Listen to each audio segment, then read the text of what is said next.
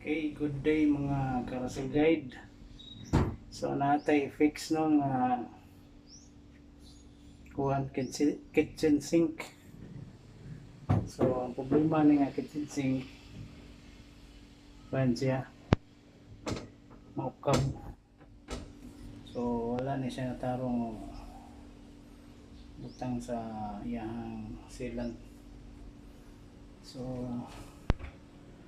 itong primerong buhaton, so kanin siya ato na siya tanggalon, close na tong valve, so close na niya.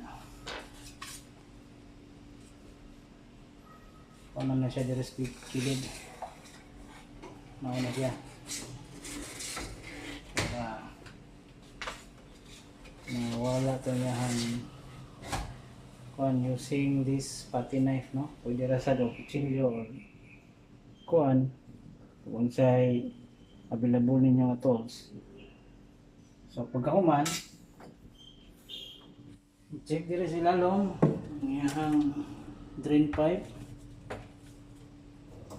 So dapat naka-disconnect na natanan. Then ato na siyang pull out. So pull out na mga guys.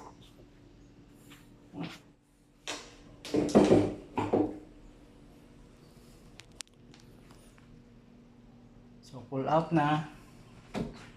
Unya buhat na to, ato ning limpyuhan. Unya pagkuman batangan natag silan. Natag silan dire. So ano itong gamit nga silan, no? So muna siya pang watertight gid nga kuan nga sealant. So see you for the next video. Pag humana to butang diri og sealant, then ilaw na to. So thank you for watching.